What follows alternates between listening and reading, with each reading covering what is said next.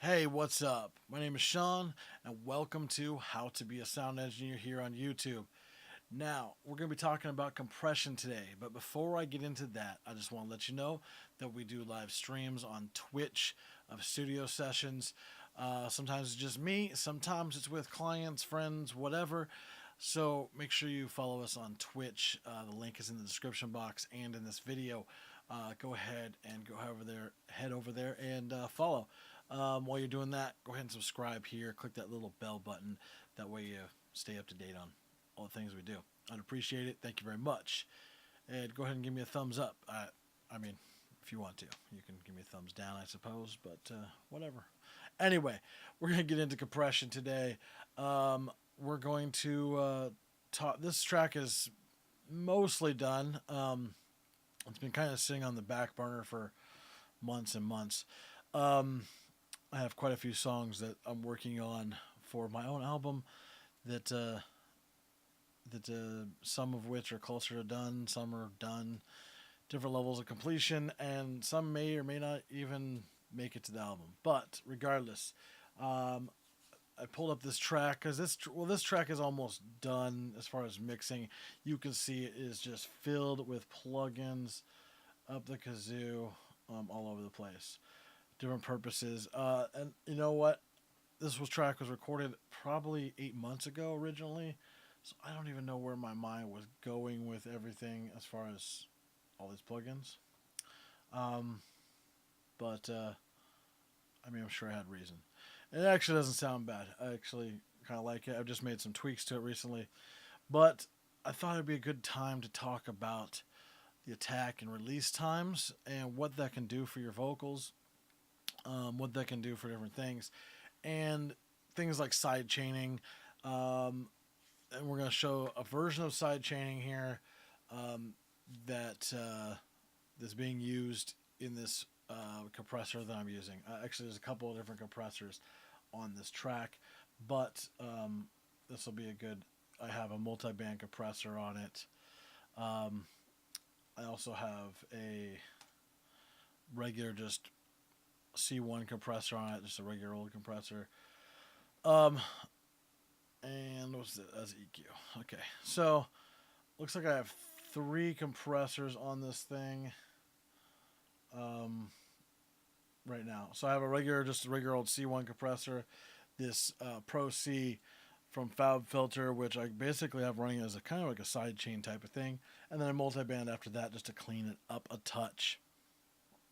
Mostly looks like I'm using this multi-band as a secondary form of de-essing more than anything with this chop right here. Probably had a lot of sibilance in the recording originally. So, as well as I'm sending effects to other places and doing different things. But we'll solo this track and we can hear what's going on as far as the compression goes. Let me go ahead and play it a little bit. This is about where the settings were. Go ahead and play it. Am I right?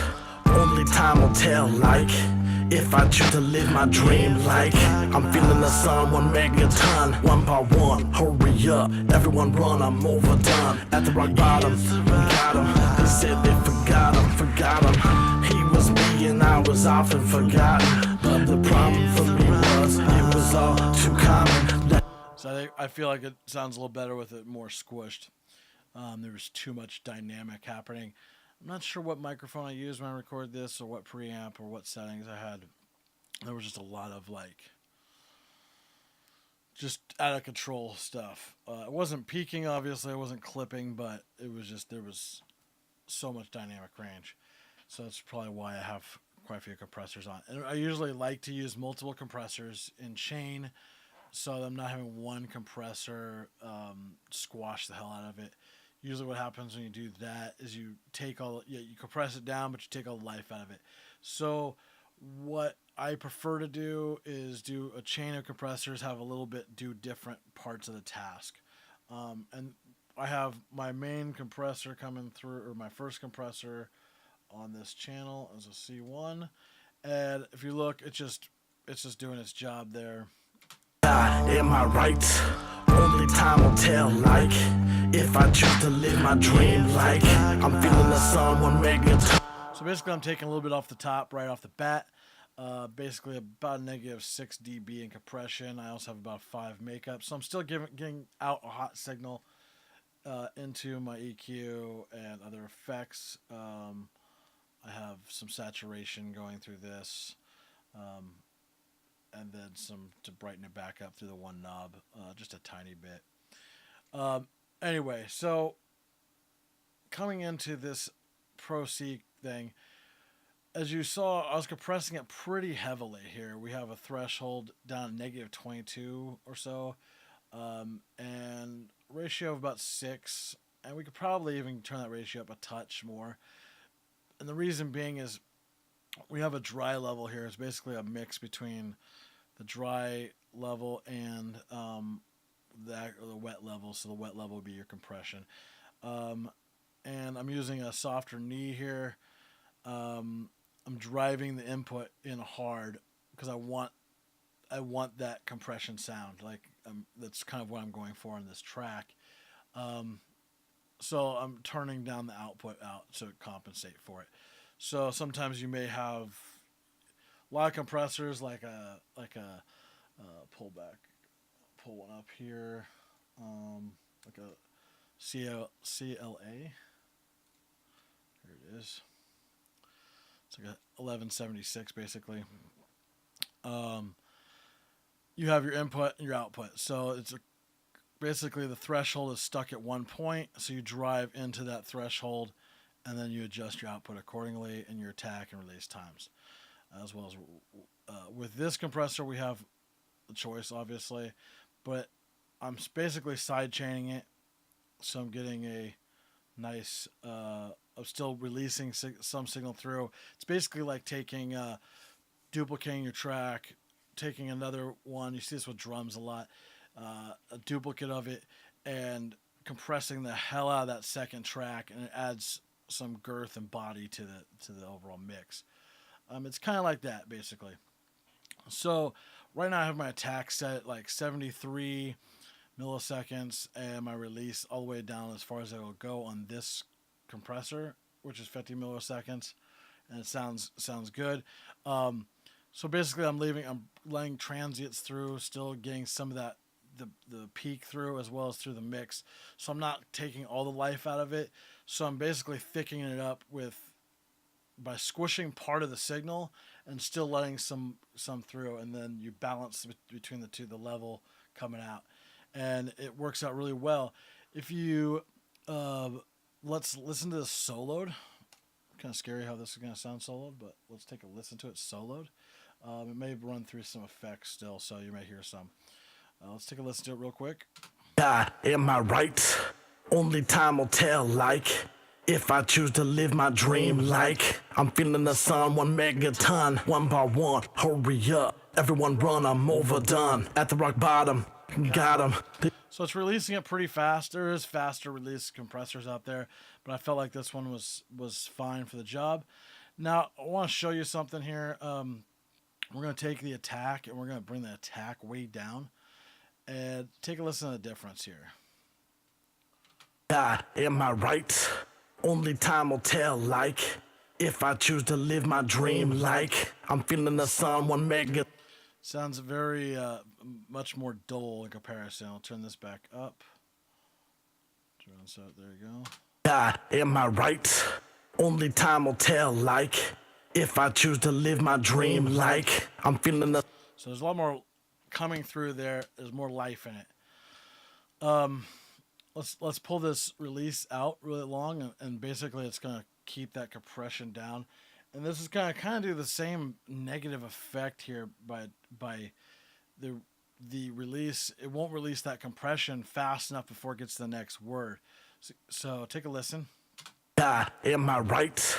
Only time will tell, like if I choose to live my dream like I'm feeling the sun 1 megaton, one by one.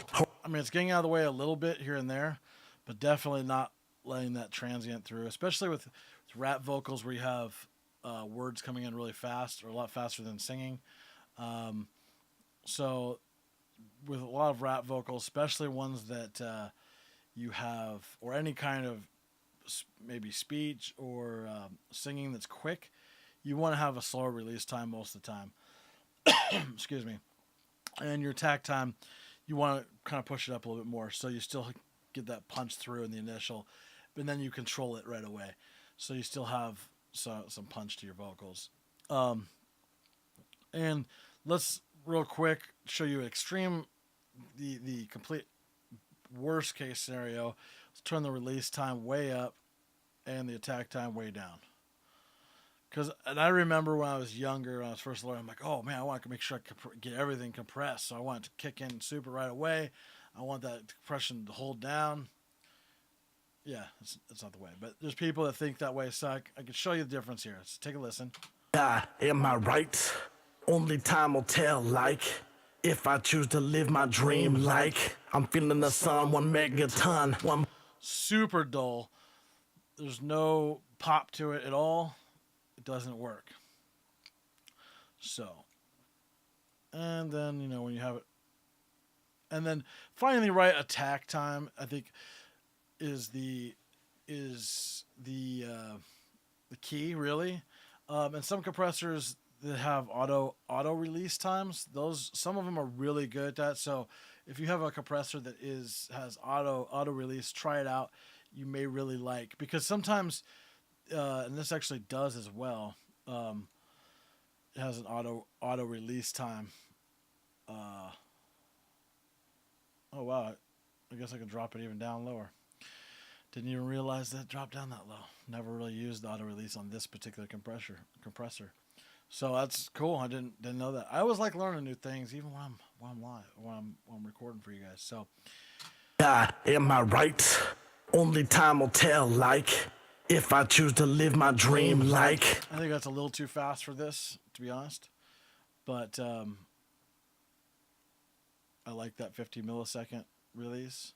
But that's cool. And some compressors, like some of the bus compressors that are out there, have really cool auto release times. So play with those if you have something like that, hardware or software version.